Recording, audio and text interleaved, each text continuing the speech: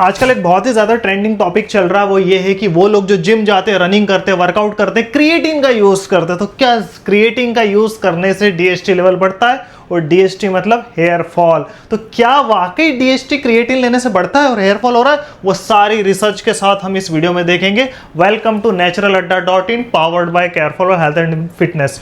बहुत ही तगड़ी रिसर्च करके आया हो, देखना जरूर। देखिए, बात करें क्रिएटिन की, तो क्रिएटिन लोग क्यों रहते हैं? सिर्फ 2-3 कारण निकले। सबसे पहले क्रिएटिन माना जाता है अगर आप लेंगे रेगुलर मात्रा में तो आपकी एनर्जी को इंप्रूव करेगा, परफॉर्मेंस को इंप्रूव करेगा और साथ में मसल गेन करेगा। क्यों? क्योंकि इन्हें एनर्जी प्रोवाइड करता है। लेकिन लेने के साथ साथ ये बात चल रही थी कि क्या क्रिएटिन से डीएचटी लेवल बढ़ता है जिसके कारण हेयर फॉल होता है? तो हम इस आर्टिकल में यही देखेंगे, science behind creatine and DHT. बहुत इंपॉर्टेंट चीज है, ये आर्टिकल मैंने ही लिखा है रिसर्च पेपर के साथ। देखिए, कनेक्शन के पहले ये पता होना चाहिए सिंपल फॉर्म में कि क्रिएटिन होता क्या है, डीएचटी क्या होता है और दोनों के बीच में क्या कनेक्शन है। क्रिएटिन एक नेचुरल ऑक्यूरिंग कंपाउंड है जो कि हमारी हर बॉडी में पाया जाता है, चाहे इंसान हो, जानवर हो, कोई भी हो। ठीक है, जब आप ज्यादा एक्सरसाइज करते हो, इंटेंस वर्कआउट करते हो, तो आपको एनर्जी की जरूरत पड़ती है, तो हमारे शरीर में वो कम हो जाता है। इसलिए क्रिएटिन क्या करता है? प्रोड्यूस करने का काम करता है एटीपी, जो कि एनर्जी प्रोवाइड करता है इंटेंस एक्सरसाइज में। इसलिए वो लोग जो सिर्फ 5 रेप्स 7 रेप्स लगाते क्रिएटिन के बाद 10 रेप 12 रेप्स,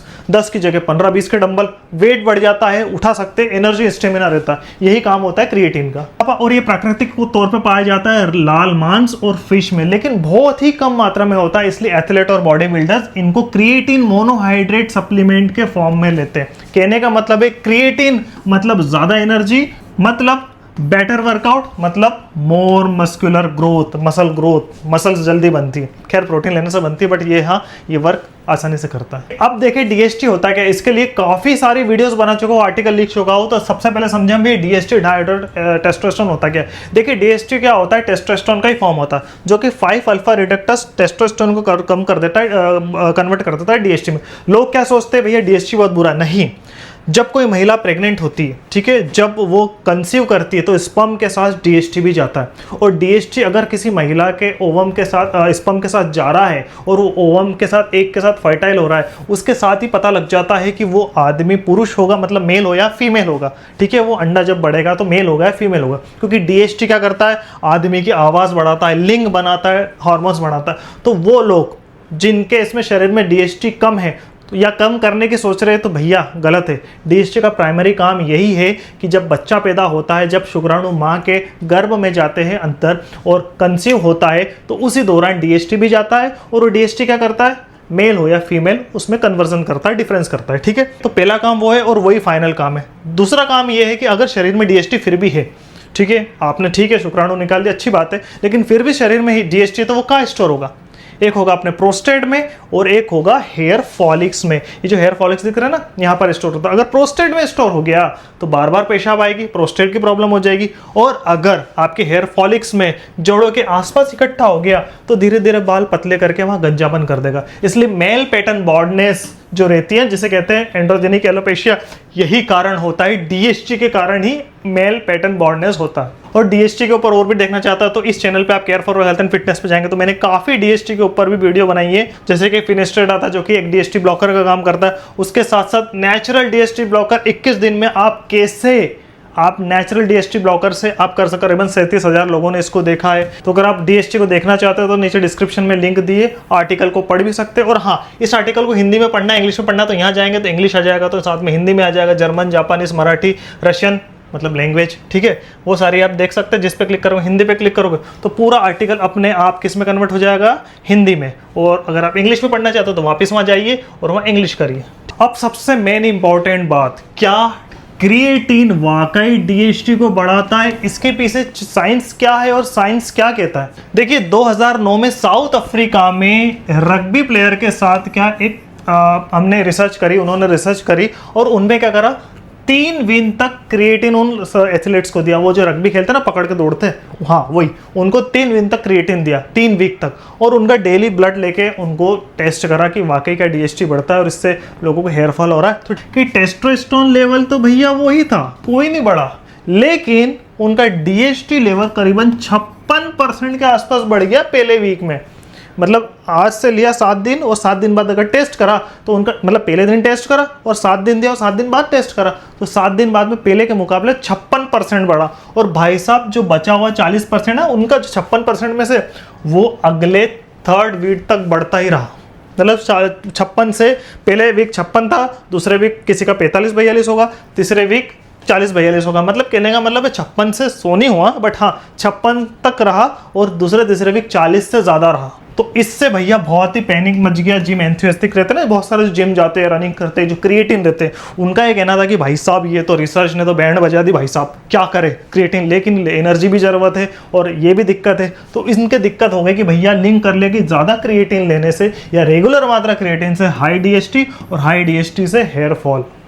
और ये रिसर्च पेपर मैंने डाला है जो 2009 में पब्लिश हुई थी। आप मेरे लिंक पे क्लिक करेंगे ना तो आसाम से रिसर्च पेपर भी आ जाएगा। अब बात करें सच्चाई की, तो सच्चाई क्या है, वो ये है कि बहुत ही स्मॉल साइज में मतलब 20 लोगों पे ही सैंपल किया गया था, टेस्ट किया गया था, और उसके बाद कभी भी इस तरह के अगर उन्होंने टेस्ट करी तो सेम रिजल्ट रेप्लिकेट नहीं हुए, मतलब सेम रिजल्ट उनमें नहीं आए, डीएसटी नहीं बढ़ा। इसलिए लॉन्ग टर्म स्टडी कंफर्म ये नहीं करती कि भैया क्रिएटिन लेने से ही डीएसटी लेवल बढ़ता है। मतलब क्रिएटिन का डायरेक्ट हेयर फॉल से कनेक्शन नहीं है, लेकिन हाँ हो सकता है कि भाई साहब डीएसटी के साथ हो और डीएसटी को तमाचा मारा तो बालों को नोच लेगा। तो बात आती है, चलो ठीक है क्रिएटिन लेने से डायरेक्टली तो नहीं होता है, इनडायरेक्टली होता है, तो क्या वाकई इनडायरेक्टली भी हेयर लॉस होता है? तो ये बहुत बड़ी दुविधा वाली बात है कि क्रिएटिन से डायरेक्ट तो हेयर फॉल नहीं होता, लेकिन वो डीएसटी को बढ़ाता है और डीएसटी को जगाया तो वो तमाचा मारेगा बालों को। तो क्या करें? तो देखिए सबसे पहले ऑप्शन वो कि अगर क्रिएटिन से हेयर फॉल आपका नहीं हो रहा है, अगर आप ले रहे हैं और मेल प्रोडक्ट नहीं है तो लेते रहिए, कोई प्रॉब्लम नहीं। लेकिन वो लोग जो क्रिएटिन ले रहे हैं और उनको मेल पैटर्न बॉल्डनेस की शिकायत है, हेयर फॉल होता है, मिनोक्सिडिल फिनिस्टेड लगाते हैं या आगे संभावना बहुत ज़्यादा बाल झड़ रहे हैं, तो नेचुरल तरीके से आप आपके बालों को क्रिएटिन लेते हुए कैसे बचाएं? तो 5 टिप्स है जो आपको करनी है। इसके बाद बात बताऊंगा कि कौन सा नेचुरल सप्लीमेंट है जो कि लेना है। तो सबसे पहली टिप्स की स्टे हाइड्रेटेड। ये बात तो सही है, जब आप क्रिएटिन लेते तो ज़्यादा पानी पीना पड़ता है। क्यों? क्योंकि बॉडी बहुत ज़्यादा डिहाइड्रेटेड होती है और मसल्स में थोड़ा सा हाइड्रोजन ऑक्सीजन मतलब पानी की मात्रा बढ़ जाती है और ज़्यादा डिहाइड्रेशन के कारण भी हेयर की हेल्थ में फ़र्क पड़ता है। दूसरा, जिंक रिच फूड। वो लोग जो कम जिंक खाते हैं या सप्लीमेंट नहीं लेते उनको हेयर फॉल की प्रॉब्लम बढ़ती है, डीएसटी की प्रॉब्लम बढ़ती है। क्यों? क्योंकि जिंक एक ऐसा मिनरल है जो कि आपके हार्मोन्स को बैलेंस करता है, चाहे मेल हो या फीमेल। मेल है तो फिर वो जिंक टेस्टोस्टेरोन को करेगा मदद और फीमेल है तो एस्ट्रोजन को करेगा। और वहीं नेचुरल डीएसटी ब्लॉकर लेना जरूरी, जो कि हम नीचे बात करेंगे, जैसे कि क्या saw palmetto, pumpkin seed oil, nettle root, ये आपके नेचुरल डीएसटी लेवल को कम करते हैं। उसके साथ साथ अवॉइड एक्सेस डोसेज। वो लोग जो क्रिएटिन 3 से 5 ग्राम से ज़्यादा लेते हैं तो इससे डायरेक्टली तो हेयर फॉल पर असर नहीं होगा, बट हाँ इसके बहुत ज़्यादा सीरियसली साइड इफेक्ट दूसरे हो सकते हैं। और उसके साथ साथ रेगुलर मसाज, अपने बालों को, हेड को रेगुलर मसाज करें ऑयल के साथ, किसी के साथ भी, जिससे ब्लड सर्कुलेशन बने और आपके जो हेयर फॉलिक्स है उनमें न्यूट्रिशन पहुंचता रहे। तो ये 4-5 टिप्स है। इसके साथ कुछ नेचुरल सप्लीमेंट है और क्रिएटिन है जो आप ले सकते हैं। मैंने बताया बेस्ट क्रिएटिन और डीएसटी ब्लॉकर मार्केट में 1000 तरह के, क्रिएटिन भी 1000 तरीके। मैंने 2 आपको क्रिएटिन अच्छे दिए मोनोहाइड्रेट और 2 डीएसटी ब्लॉकर दिए। जैसे इस लिंक पे क्लिक करोगे आपका अमेजोन खुल जाएगा और अमेजोन से आप अच्छी क्वालिटी का आप वहां से या तो डीएसटी ब्लॉकर या फिर क्रिएटिन ले सकते हैं। अब अगला सवाल, वो लोग जिनको हेयर फॉल हो रहे हैं क्या क्रिएटिन के साथ डीएसटी ब्लॉकर होते हैं? जी हाँ, वो ले सकते हैं, लेकिन वही लोग जिनको प्रॉब्लम है और वो लोग जिनको प्रॉब्लम नहीं है वो ना ले। डीएसटी ब्लॉकर से होगा कुछ भी नहीं, नेचुरल डीएसटी जो आपके बॉडी में है वो उसका लेवल कम होगा। तो या तो पंपकिन सॉ पाल्मेटो कैप्सूल लीजिए जो मैंने बताया, जो कि नीचे लिंक दिए, पंपकिन सीड ऑयल लीजिए, वो भी डीएसटी का ब्लॉकर कम करता है, और रोजमेरी और पेपरमिंट ऑयल से स्कैल्प भी कर सकते हैं। बट आम भारत में ये चीज़ें इतनी मशहूर नहीं है, तो खोपरे का तेल, सरसों का तेल से ही मसाज करते या ऑनियन का जो तेल है उससे करते। तो ये फोकट की काम से अच्छा है कि अपन कैप्सूल खा ले, वो ज्यादा अच्छा है नेचुरली। तो कुछ ऐसे सवाल जवाब जो आपको कंफ्यूज करेंगे, उनके जवाब, ठीक है। सबसे पहला, क्या क्रिएटिन से डायरेक्टली हेयर लॉस होता है? जी नहीं, डायरेक्टली तो नहीं होता है, लेकिन हाँ क्रिएटिन से डीएसटी का हार्मोन्स में सेंसिटिविटी होती है और इनडायरेक्टली कुछ हद तक प्रॉब्लम हो सकती है। Can creatine increase DST? क्या जो क्रिएटिन है वो डीएसटी लेवल बढ़ाता है? Possible, but only slightly and temporary. हो सकता है बढ़ा है, लेकिन थोड़ा सा, और अगर बड़ा भी तो टेम्पररी। इसलिए कहते हैं ना क्रिएटिन लॉन्ग लंबे समय तक लिए रहना चाहिए। कोई लोडिंग करता है, कोई अनलोडिंग करता है। अगर आप 2 महीने ले रहे हो तो कहते हैं कि 1-2 महीने 3 महीने फिर बंद करते हैं, शायद वो ठीक है। लेकिन लोग हमेशा 365 दिन क्रिएटिन ले रहे हैं, तो वो शायद ठीक नहीं है मेरे हिसाब से। जो चीज़ है, जो आपको, ऐसा तो नहीं कि साल भर आप बिल्कुल इंटेंस वर्कआउट करोगे। 2-4 साल में अगर 2 या 4 ऐसे शेड्यूल बना दीजिए इंटेंस वर्कआउट है, गेनिंग या एस्थेटिक लुक का, तो आप ले सकते हैं, ठीक है। अगर आप सोच रहे हैं कि मेरे क्रिएटिन लेने से बाल पतले हो रहे हैं, तो अगर मैं क्रिएटिन बंद कर दूं तो मेरी थिनिंग हो जाएगी, नहीं। क्रिएटिन लेने से क्रिएटिन लेने से बाल वापस से मोटे नहीं होंगे। आपको डर्मेटोलॉजिस्ट से कंसल्ट करना पड़ेगा या फिर डीएसटी ब्लॉकर लेना पड़ेगा। क्या क्रिएटिन महिला भी ले सकते हैं? जी हाँ, महिला और पुरुष अगर तय मात्रा में ले, जैसे 3 से 5 ग्राम अगर ले, तो डेफिनेटली वो दोनों ले सकते हैं। नेचुरल डीएसटी ब्लॉकर कौन कौन से होते हैं? सौ, पाल्मेटो, पंपकिन सीड और नेटल रूट, जो मैंने डिस्क्रिप्शन में दिया है, इस वीडियो में भी आप देखेंगे, जब आर्टिकल खोलेंगे तो वहां से ले सकते हैं। क्या क्रिएटिन से फुंसी फोड़े होते? ऐसा नहीं है, एक्ने नहीं होते, बट डायरेक्टली तो लिंक नहीं है, पर इनडायरेक्टली हो सकता है, किसी किसी को हो। क्या क्रिएटिन और प्रोटीन पाउडर साथ में ले सकते हैं? डेफिनेटली, कोई दिक्कत नहीं, ले सकते। सबसे अच्छा क्रिएटिन कौन सा रहता है? वो है क्रिएटिन मोनोहाइड्रेट, जिसकी मैंने लिंक इस आर्टिकल में दी है। इसके साथ साथ कुछ मैंने आर्टिकल्स के लिंक भी दिए, अगर आप क्लिक करके, अगर आपको लगता है मैं गलत बता रहा हूँ तो यहाँ पे क्लिक करके भी देख सकते हैं। और मैंने कई इंपॉर्टेंट आर्टिकल्स लिखे हैं, जैसे कि डीएसटी क्या होता है, इसके बारे में वीडियो भी बनाई है, बट डीएसटी क्या होता है, नेचुरल तरीके से उसके बेनिफिट क्या है, साइड इफेक्ट क्या है, और ये वीडियो आएगी, आप देखेंगे यहाँ पे। ये जो वीडियो आई है, ये मैंने जो आपको बताई थी, वो भी मैंने इसमें डायरेक्ट डाल दी है।